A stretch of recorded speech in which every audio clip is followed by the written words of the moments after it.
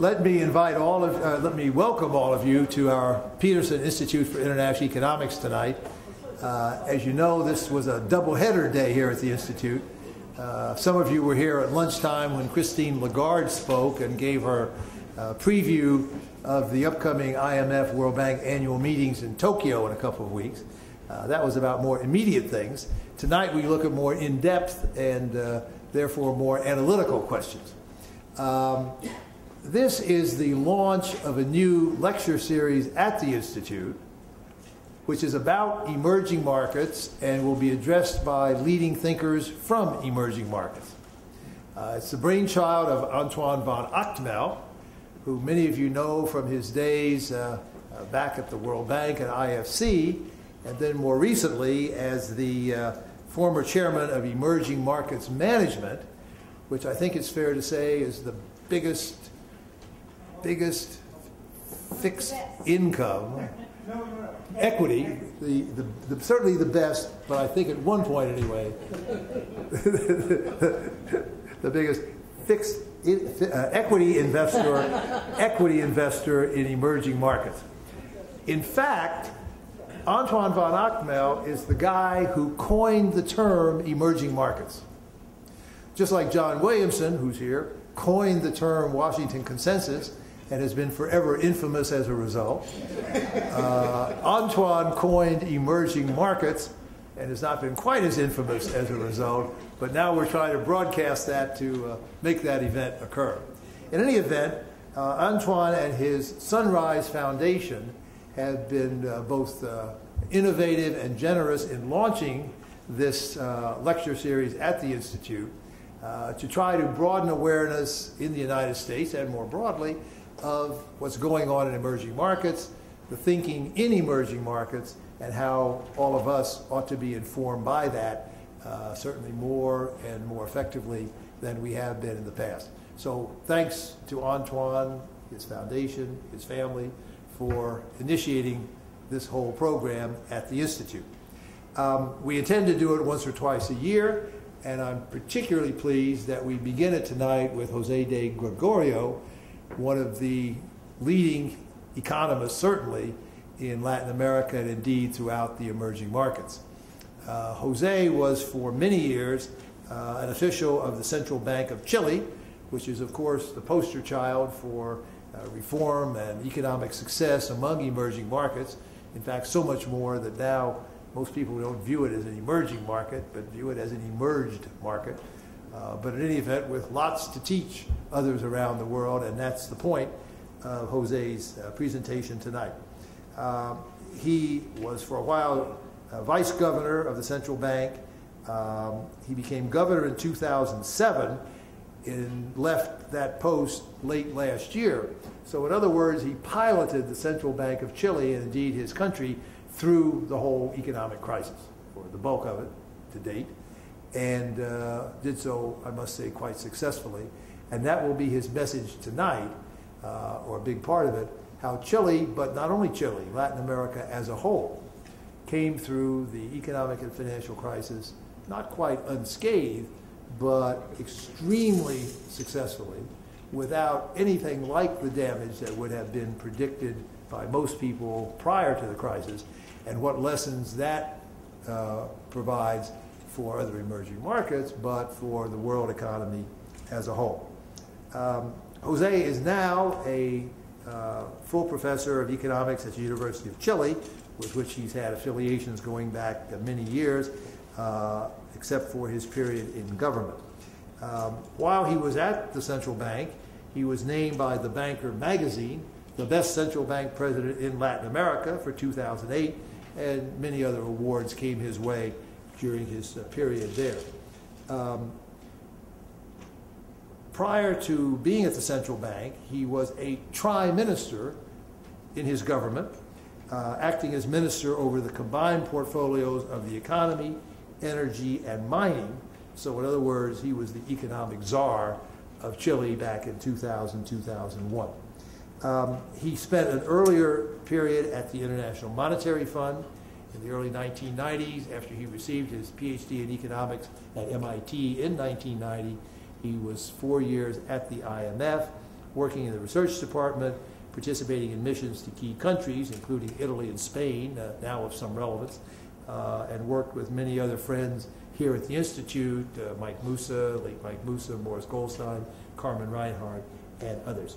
So I think it is fair to say that we could have attracted no one better to launch this series of economic policy and thinking in emerging markets than Jose de Gregorio. Jose, it's a great pleasure to host you. We look forward to your lecture and then to discussion with the audience. Welcome to our podium.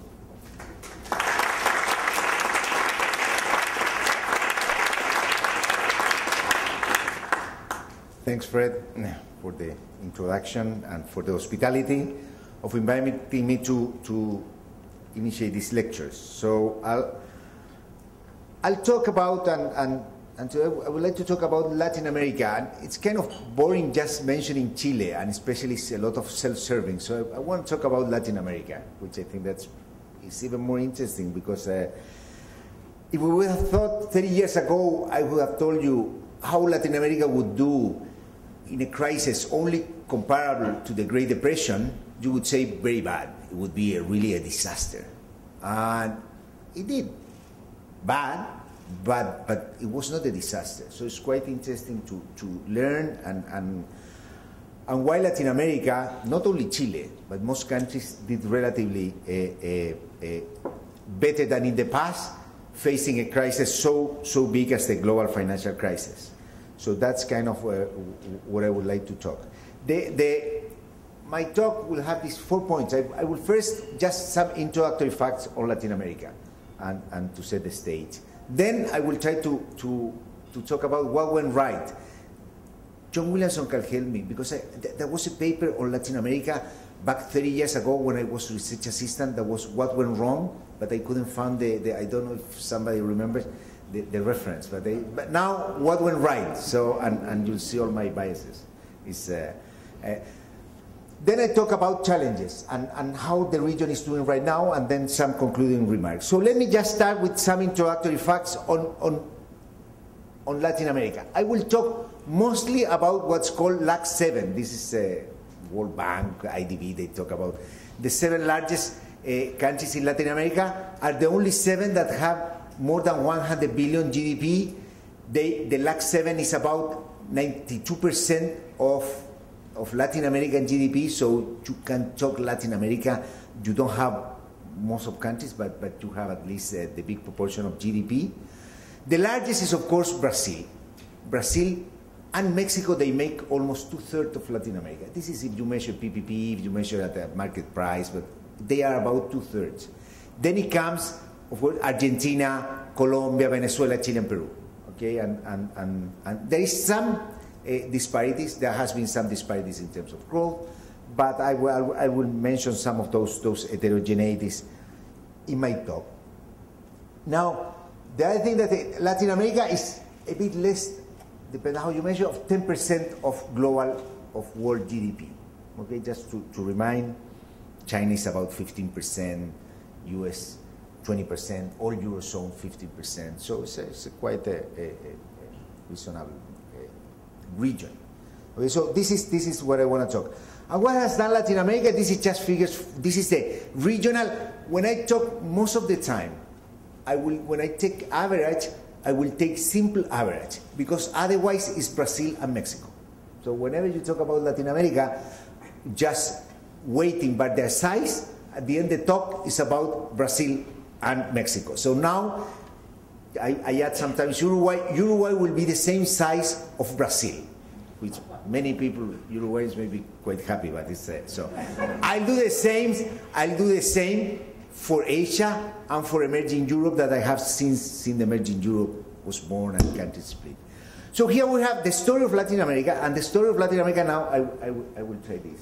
The story of Latin America has been a decline in the 80s, the lost decade of the 80s, the debt crisis, and then stabilization of per capita GDP, about 25% of US per capita GDP, and then the 2000s have been a decade of growth. Due to large extent, the implementation of the Washington Consensus during the 90s. I'll mention some of the things that I think that is It has happened. So growth in Latin America and success has been something recent, and it has been something in the 2000s. Not like emerging Europe grew very fast, but they were in a region that was growing excessively. And we can see the case of Asian countries that have been increasing and gaining share in the world economy persistently since the 80s and since the 70s, except for the Asian crisis that you can see in that figure. Now, this is a long-term trend. I don't want to talk about growth in Latin America and compare it to Asia. I have done that before. I think that the most interesting thing to explain is what happened during the crisis. So let's look at GDP in 3 recessions. This is the debt crisis. Blue line is Latin American, the green line are advanced economies, and the red line is Asia, taking the simple average. Okay? In the debt crisis was a crisis in Latin America, high external debt. So what's happened is that Latin America had a sharp decline in output, and then it recovered very gradually. And the 80s were known as the lost decade, okay, the blue line. Asia was growing, kept growing, and they, in those 7 years period, they increased by 50% their GDP. Now, what is also important, I will put the 100 2 years before the crisis. That's just to compare the recessions. So 100 is 2 years before the crisis. Now you said, well, okay, it's very unfair to talk about the crisis that was in Latin America, to tell that Latin America did bad, because there is a selectivity bias. I just have picked the worst period for Latin America. I did it during the debt crisis. So I said, okay, let's look at the next emerging market crisis, big one, the Asian crisis. The same. If you see the difference in Latin America, it's just in this part. In this part, we see that Asian countries had a recession. So the red line, we see that Asian countries had a recession worse than Latin America and worse than, in terms of economic performance, than Asia, than advanced economies. But Asian countries recovered quite rapidly.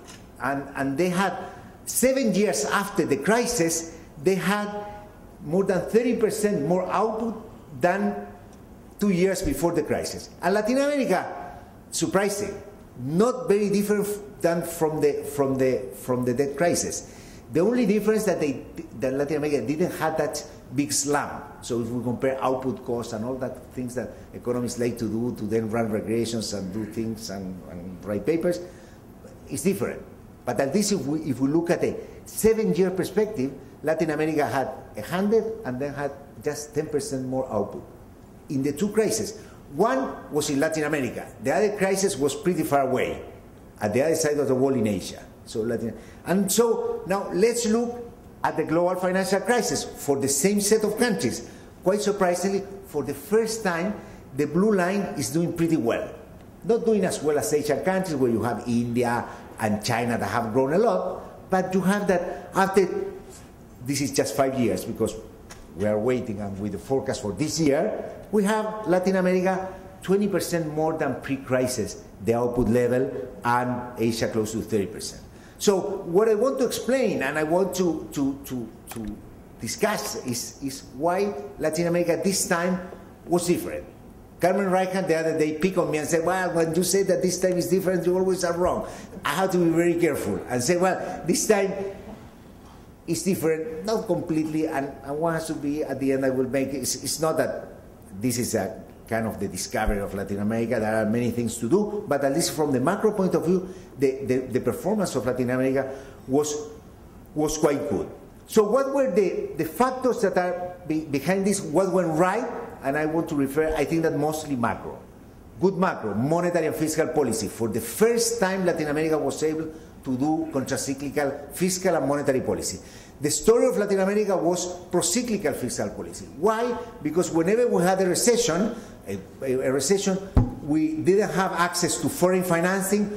Governments were spending as much as they could, not in an optimal way, where they were just as much as they could finance, they were spending, so they had to tighten the budget. Then there was fear of floating. They said, well, we don't want the exchange rate to fluctuate too much because there is a fear of inflation, because our banking system and our corporations may be mismatched in terms of currency, we may have a financial crisis. So monetary policy leaned in favor of the weak. So monetary policy tighten in moments of recessions, basically to avoid depreciation. So there was no enough exchange rate flexibility. There are two things that I think that are very important: a strong and well-regulated financial system. Quite simple, especially the trading book in the banks are quite simple, and also are very well capitalized, as I will show, and high levels of reserves. High levels of reserve that lends credibility to letting the exchange rate float, because they know that if you have a sudden stop or whatever, you have enough financing to weather the storm. So those are, and there is of course a bit of luck. There's some may say a lot of luck because of terms of trade. And this is just to remember Rudy Dombuch, that was my mentor, and also in his latest book, that was Keys to Prosperity, the subtitle was Free Markets, Sound Money, and a Bit of Luck. So Latin America this time had a bit of luck. So this is macroeconomic stabilization, inflation, and fiscal policy in Latin America. The only way to draw the history of inflation of Latin America since 1980 is to have a log scale, because it's the only way in which you can have 1,000 on the axis. So you have countries with 700 average during the 80s. No single country with one-digit inflation. So all of them are above 10. So this is the 80s. This is not a, if you go back, I know very well the data on Chile. Chile had just 3 years in the post-war period with one-digit inflation before 94. Okay, before 94, all the time was just 2 years, and the 2 years were years of crisis. So this was for all countries was to have 2-digit and 3-digit inflation. Here are the 3-digit usually are the experiences with hyperinflation. But countries having 20, 30, and 40% inflation during the whole decade was quite the norm. Inflation stabilization started in the 90s. One of the countries, you have the case of Chile, Peru coming down to one-digit inflation, Mexico, and then Argentina took a little bit longer. There is some, I won't go on the discussion about the Argentinian data, but even the fact that you try to have the data at one-digit inflation is, I think that's quite important. In the past, nobody would have cared about the CPI. Now they even try to fix it a little bit. So, and then you have Venezuela. And Venezuela is the only country that has kept the 2-digit inflation, but there was a strong and very impressive progress in terms of inflation. This is due to not just good macro, it doesn't come just because there are good policymakers or good ideas, it's because there is institutional change. And in most Latin America, in some ways or another, there has been a lot of effort to grant central bank independence and also the mandate for price stability, which I think that has been very important. Also, public debt in Latin America, this is pre-crisis, was at very low levels for our history, levels close to 40%, except for Brazil and Argentina, which have a somewhat higher, but way below what's the norm for G7 countries, even for emerging markets. So in terms of Latin America had good luck, high terms of trade, but also a lot of fiscal responsibility, and that was quite important for having very good initial conditions before the crisis erupted. So here we see what countries did during the crisis. This is absolutely not normal. We have, and for the first time, we have data on monetary policy interest rate, modern monetary policy, before were monetary aggregates, exchange rate anchors, and zillions of different stories. Here we have 5 of the 7 countries having very strong monetary expansions. Most of them follow inflation targets and with a commitment to inflation, and also since the crisis began. And this brought disinflation. Most countries reduce interest rate. Of course, the leading case was Chile, that reduced interest rate to 0.5%, and that, of course, was key for the later recovery. It's very difficult. And many times people ask you why you didn't prevent the crisis. It's very difficult for a policymaker to prevent a meltdown in the current quarter. So what you have to do is to think how you come out from this for the next quarter, and this is what's happened in most of Latin American countries, with a sharp decline in Latin America. I will mention this later on, but Brazil is an interesting case. Brazil is a case with most misaligned. If you look at the interest rate, it's a country that had the highest interest rate. and they reduce interest rate, and now they have been reducing again interest rate. They are facing difficult times, but also they are correcting one of the main distortions, which my view is what's behind the capital inflows. And all the stories was not that the foreigners were bad with Brazil and wanted to invest there, or locals were crazy bringing money. It was that returns were above 10%. And when returns are above 10% in the world of 0%, you just want to get there anyway. So now they are doing, in my view, what is the right thing, is to normalize and to have a monetary policy rate more coherent with the rest of Latin America. And then you see the red spots is the combination of monetary and fiscal policy. And those are the countries that I had to be able to compare. There was a strong, particularly Chile, in terms of fiscal policy, but also in Brazil, Argentina, Mexico, with a strong reduction of interest rates. So there was, for the first time, there was a very strong contracyclical fiscal and monetary policy. The other element that I thought that was quite important was exchange rates. This is not a mistake, it's that comes the next later. Exchange rates, this is, nobody would have thought 20 years ago, in the mid-90s, that Latin American countries could have depreciations about 60% in a period of 1 quarter without a financial collapse. So the number in brackets, if you can see, is the depreciation from minimum to maximum. And I have to clarify that this is the Latin way to see exchange rates.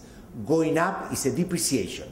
Going down is an appreciation. There is always this complication. Huh? Okay. So Latin America was, because we like depreciate the currency, so that's going up.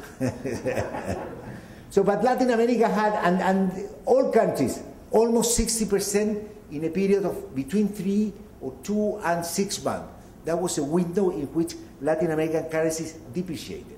In the past, nobody would have thought that this wouldn't bring huge inflation and a financial collapse. And this was completely reasonable. Why? Because two things were happening here. First, terms of trade were declining sharply. I don't bring the figure, but copper price, oil price, food prices were coming down very sharply towards the end of 2008. So what's the natural response of an economy that's doing well because of terms of trade? Is to have a weaker currency.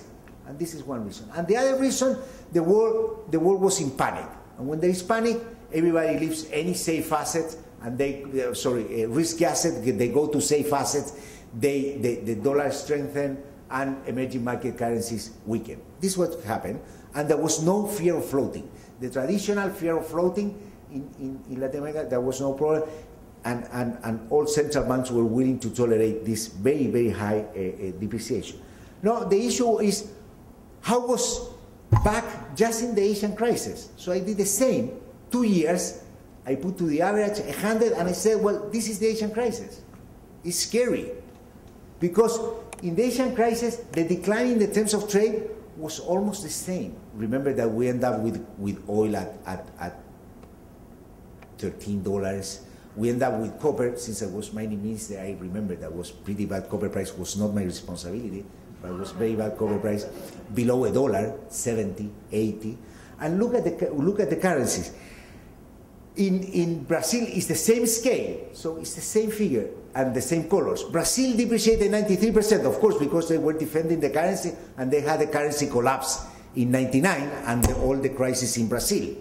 Then you have another countries that didn't collapse, but it took very long. Colombia was a country that more depreciated, but in a period of 2 years, and you have Mexico, Chile depreciating just 30, 20%, which is absolutely not what the country requires in order to adjust to such an external environment. And this on top adds the following, and my friend investors will realize immediately that it's a country that's defending a currency, and having such a bad external scenario is the best currency where to bet against the currency. And I think that this was what really happened with the case of Brazil and all these countries. This time didn't happen. Didn't happen because when currencies depreciate 60%, it's not such a good deal to bet against the currency that is so flexible. So I think that flexibility of the exchange rate and what's happened in Latin America during the crisis, this was central for what's happened later. It was central for having, first, it demonstrated that it has a resilient financial system, and also it was quite important in terms of the adjustment. So I think. So this is where monetary fiscal policy and exchange rates, the banking system.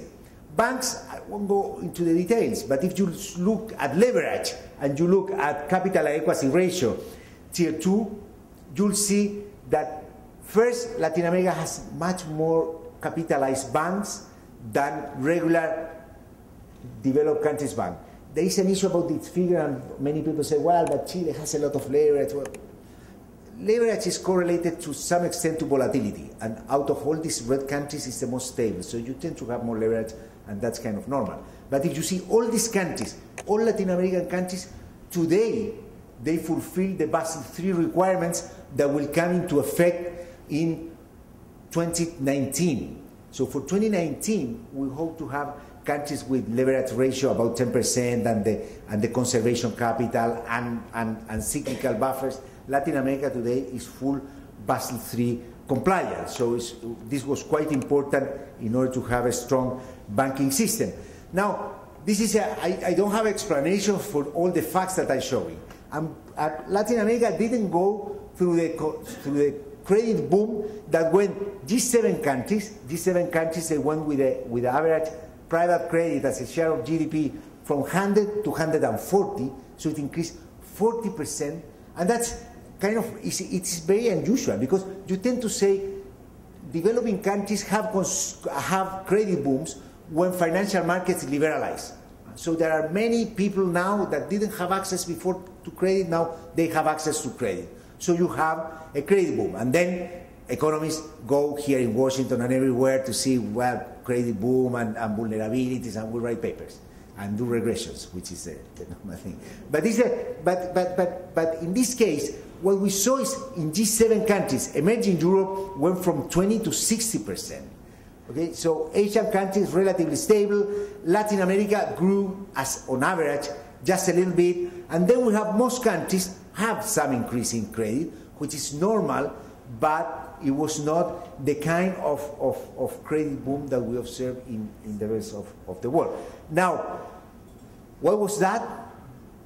Many reasons, and I'm not sure it was a strict system, regulation, was that people was used in the past to remember that we have period of exuberance, and exuberance didn't last.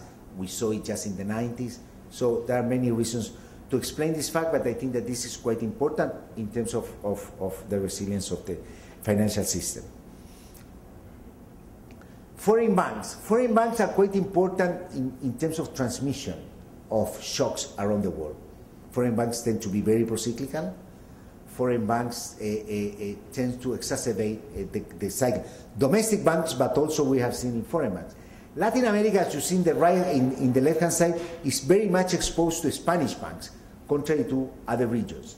But what is interesting about the case of Latin American countries, comparing with Asia and emerging Europe, is that Latin American countries are the ones where the banks are most of the funding, 60% of the funding is done through local sources. So a wide deposit base. There is no wholesale funding, and basically foreign banks in Latin America, they operate as normal, regular domestic banks with their own board, with the same capital requirements as capital requirement for domestic banks. And on top of all of that, they have very strict rules for depositing in their parent bank. So, so that's quite important, because banks do not become a source of funding when the parent bank have problems. So this has been. And finally, reserves. This is quite and we were this morning, and you see at all the discussion in international economics, it's quite interesting, the discussion on reserves. But what we see here is a bunch of countries that have been accumulating reserves non-stop as percentage of GDP. Most countries have the blue bar increasing over time, even after the crisis. So one would think that countries with accumulated reserve for the bad times. That was what we were taught when we were young. You accumulate reserve for the bad times, comes the bad times, sudden stop, and there is no financing, and you put all the reserves, and you happy lose reserves, but you stabilize the economy. What's happened roughly during the crisis is that countries were accumulating reserves. Some of them use some small fraction during the crisis, but some small fraction, I would say 10, 15%, I don't have seen countries that use even a quarter of that reserve. They use some of them, but then they keep accumulating. And why is this? Because reserves are used not only for insurance, are also used for exchange rate management. So countries accumulate reserves, and reserve have two purposes. One is a mercantilistic purpose, which is the exchange rate defense from avoiding an appreciation, and on the other hand is insurance. And this is why I was surprised when this morning Madame Lagarde talked about how there are 4 countries that are in the contingent credit lines of the IMF, but there are potentially like 100 customers. So 4% is not that much, okay? And why? Because countries prefer self-insurance. And why countries prefer self-insurance? Because of course it is very good to have a contingent credit line. It could be very easy, it's cheaper than accumulating reserves. But if you have a contingent credit line, it's very difficult for you to say, well, now I will accumulate reserve for defending my currency. So these two objectives of reserves make them more expensive to accumulate, but at the same time much more interesting for emerging markets, for Chile, for all the countries. Now, it is expensive. This has to have a limit, and because it's quite expensive to accumulate reserve. But this was now why countries didn't use reserve. So are they excessive? Perhaps they may be excessive.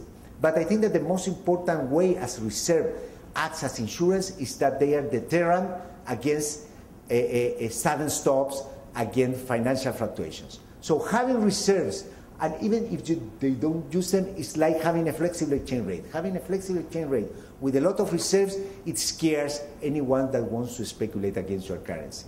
So at the end, you don't use them, the reserves, you don't use the insurance, but they are quite important as deterrent of for financial fluctuations, global financial fluctuations. So these, I would say, are the main factors on the macro point of, from the macro point of view that have helped Latin America to be quite resilient during the crisis. Okay, but there was also a bit of luck, and these are the terms of trade. It's very difficult to get terms of trade.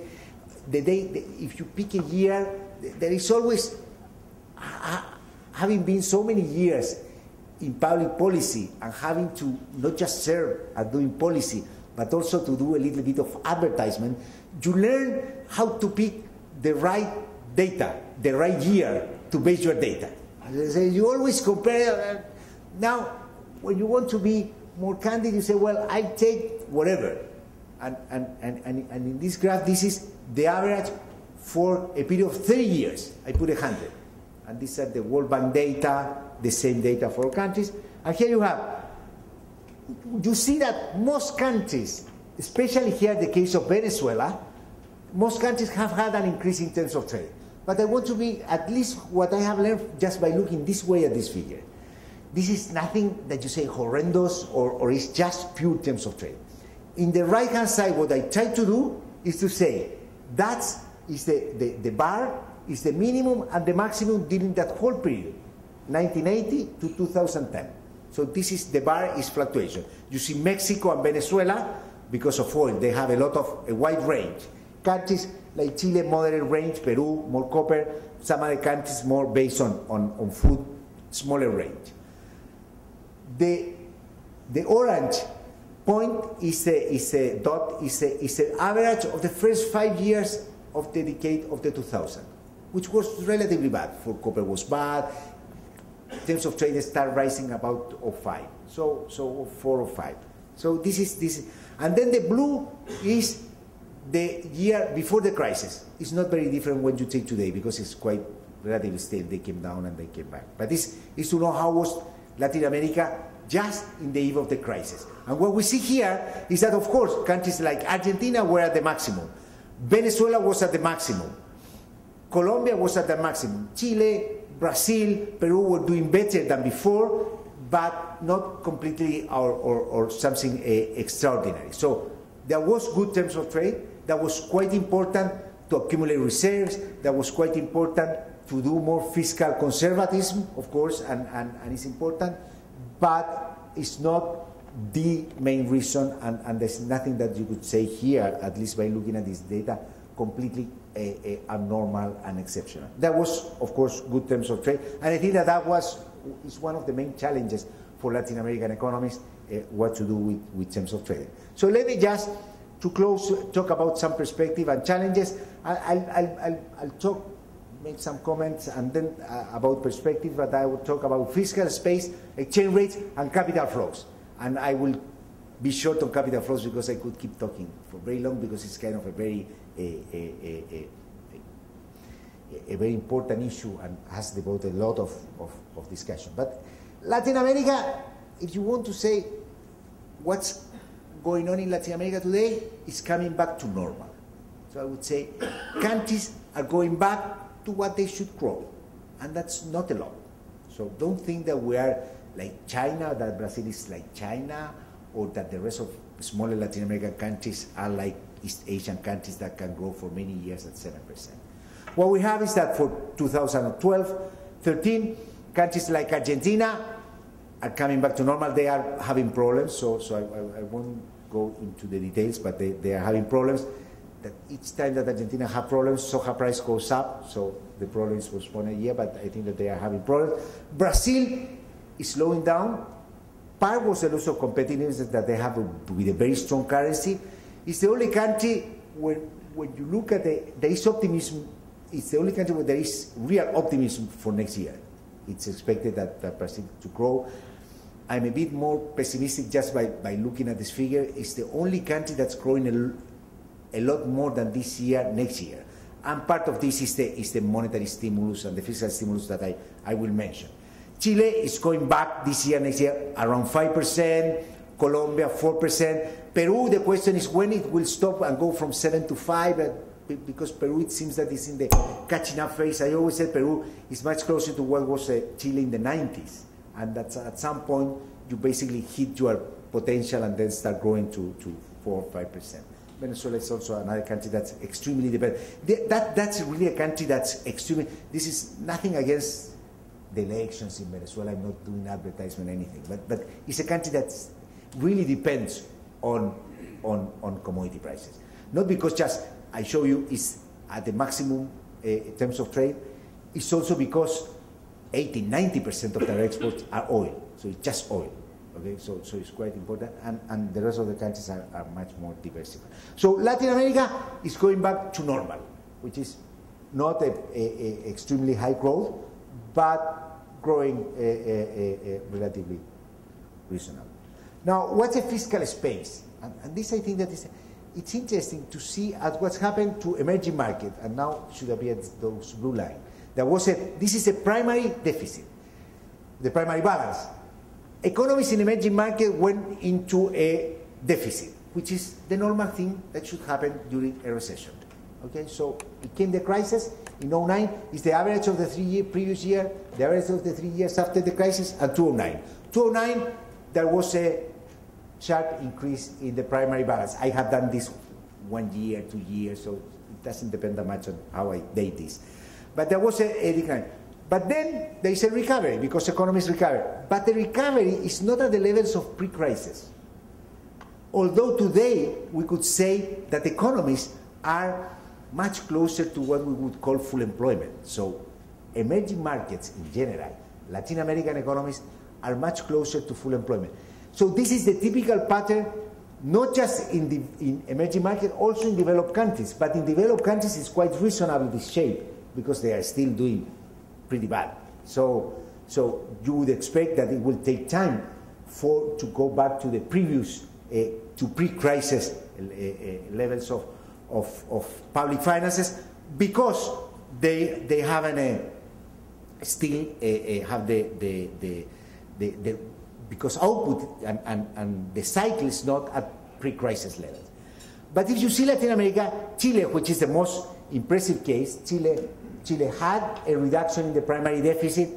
It recovered, but not pre-crisis level. The same happened in Mexico, the same happened in Peru. In Colombia, there has been a further deterioration. In Brazil, relatively stable, and Argentina, there was a deterioration. There are no data for Venezuela comparable with this. In the case of Brazil, a lot of fiscal policy, and this is, I have tried to understand better, but I don't have the figures to put it here. A lot of fiscal policy is done through BNDES, through allocation of credit. So there is a part of the figures that are not here.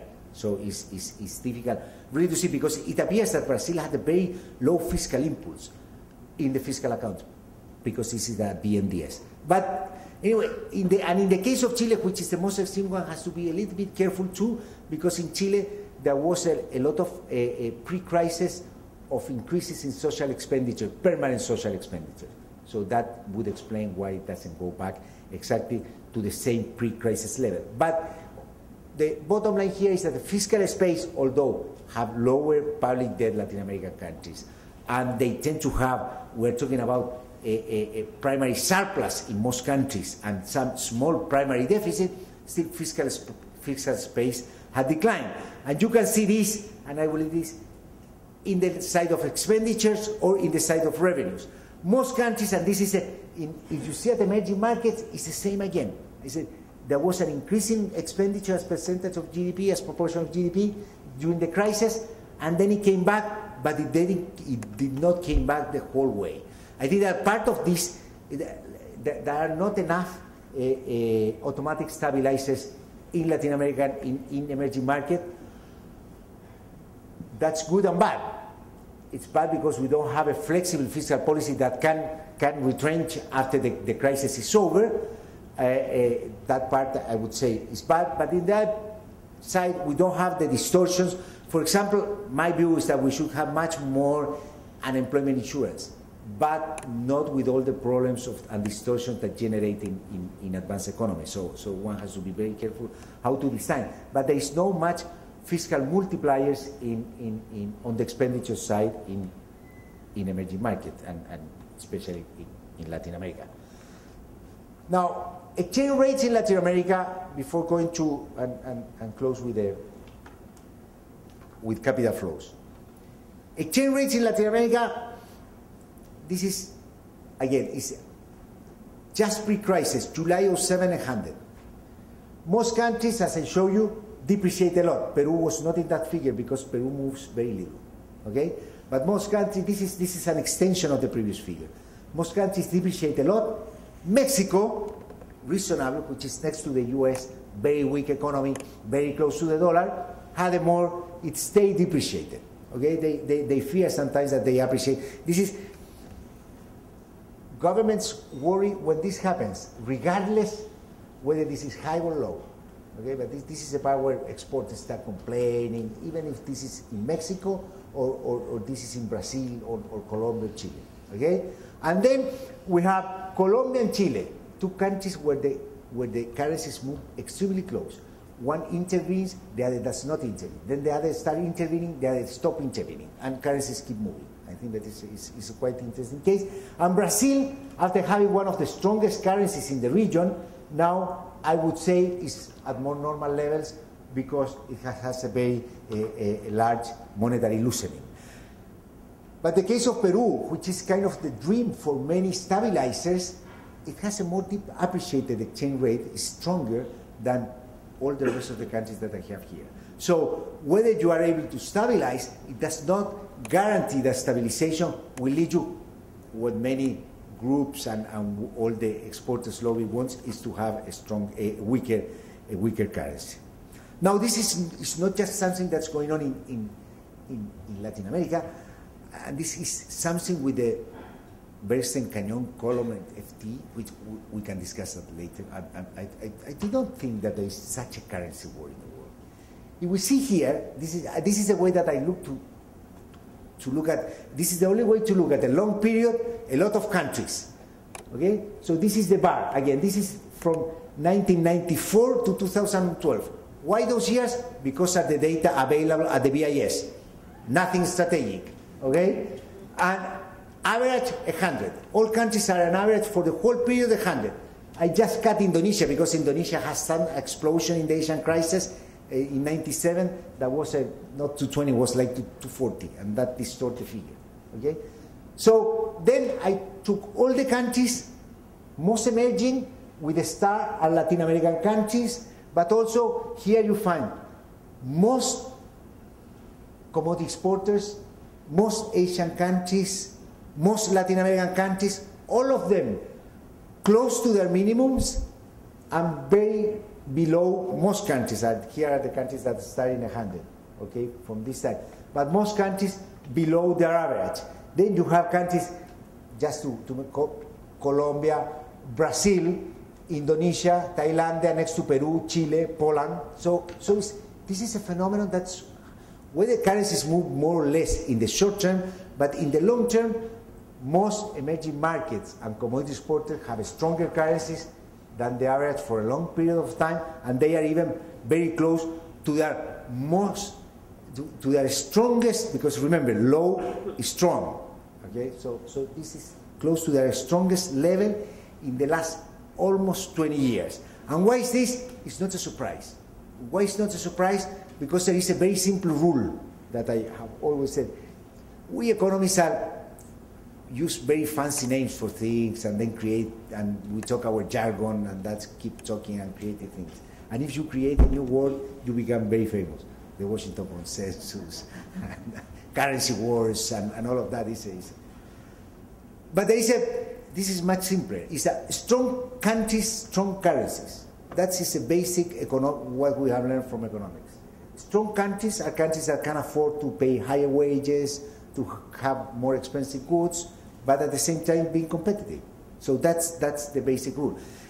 What used to happen in Latin America in the past is that we had very strong currencies, but being very weak countries. And that's really a problem. And that's what's going on now with Southern European countries. But in what's going on with emerging markets and commodity exporters, it has strong currencies, strong countries, strong currencies. Too much? How much? I don't know. Whether they are misaligned, too much misaligned. I don't see, when I see these figures, I don't see a big worldwide misalignment. So, but perhaps it's a way that we see with our own biases. And then it comes the capital inflows. Capital inflows, this is the typical figure that is shown in international meetings when they want to say the wolf is coming.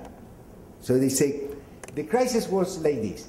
There was an increase in capital inflows, and then it declined during the crisis, but now the wolf is coming again. So this is the typical. But this is two things about this figure. This is at the GFSR, the IMF, and in our presentation is this figure. This is two things about this figure. First, this is a figure of the emerging portfolio fund reserve. These are only investment funds. But the most important thing is that this is gross capital flows. It's not net capital flows. And if we worry about the exchange rate, we should worry about net capital flows. Why? Because if I take a dollar to Chile and a pension fund in Chile wants to take out the dollar, there is a $0 net, and at the end, the current account in the country will be zero. Okay? The discussion on capital flows that became very famous by Calvo, Lederman, and Reinhardt in the mid-90s was a discussion about the mid-90s, was about the early 90s. Just after the Asian crisis, there was a lot of capital inflows that were financing current account deficit, 2-4%, nothing dramatic, but that they were financing current account deficit that even continued. Latin America, after Mexico, it continued having large current account deficit just to the eve of the Asian crisis. Then it came the Asian crisis. Okay, so there was a lot of current account deficit. The current account is just a counterpart of the capital account. What you have in the current account is the excess expenditure of a country over income. When you spend a lot, much more than your own income, you have to borrow. So those are capital inflows to the household. It's the same for countries. Okay, it's the same for countries. So, but then the previous figure, this figure, the scary figure, okay, then it comes here. where most emerging markets are exporters of capital. Just recently, Latin America is having some mild current account deficit. Asia is having a current account surplus. So, from the point of view of the world economy or from emerging markets are not being flooded by capital inflows. So this is, I think that's quite important. There may be an increase in investment funds going to take positions in emerging markets, but at the same time, there are people in emerging markets, pension funds or investors that want to do portfolio diversification that are investing abroad. So this is my view. So I think that one has to be careful on the current account. There is one only caveat to all of this.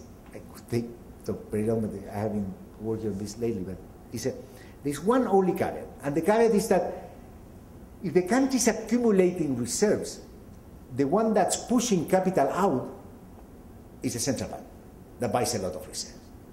So let's say a country has a capital and net inflow of 6% of GDP. And then the central bank goes, take that 6% of GDP and send it abroad. So in the net, from the current account point of view, is zero. But the question is, and this is a quite important question, if the central bank wouldn't have bought that 6% of GDP, would that imply that the country would have had a 6% current account deficit? For that, it would have had the accumulation of reserve a massive effect on the exchange rate. And that doesn't happen. The effect of sterilized intervention is quite small, and we saw it in Chile. Let me show you, here are the current accounts for Latin America. Current accounts in Latin America are quite moderate. We're moderate in the light blue, which was in the previous 12 years, and then it's expected quite moderate of 2% for this year. But now, so they're not financing, but this is the case, I summarize this, but this is the case of Chile, which is closest to mine. This is the case of Chile. So in Chile we had, this is the current account is the blue line. And then you have the green line, which is net capital inflows. So what you see in this period, until late 07, you see what I was saying. Current account deficit, okay, when a current account deficit, this is quarterly, so but on average this is close to 2% a year, so it's quite small. Okay, it's quite small, and was because here the decline in terms of trade follows a lot there was a current account deficit, and there was capital inflows, the green bar, almost the same size. Then it came 08. And of course, what we saw in 08 we saw that these green lines were much higher. What was much higher net capital inflows? Because we have all this accumulation of reserves. Remember that reserves is an outflow. So and this is what we did in 2008. In 2008, we decided that we need more reserves at the central bank, and we decided that the currency was too appreciated, and we said we will buy reserves. And we will buy 5% roughly percent of GDP. So that's what we did. Now, the question is, would have been the current account close to the green line if we wouldn't have accumulated reserves? Again, for that to be true, it has to have a huge impact on the exchange rate, and we don't see that in the data. And the same, now, then the economy had another current account deficit, very small in 2010, and then there was another period of accumulation of reserves in 2011. So we could say there is a lot of capital inflows, okay? But to a large extent what's happening is that there is a lot of capital inflows because there is a lot of demand from the central bank for assets in order to invest abroad. So that's a counterpart. And this is what, so my conclusion of this, and I don't want to take long on this, is that the capital inflows problem, which may exist, which could be quite relevant, I think that in emerging Europe it happened.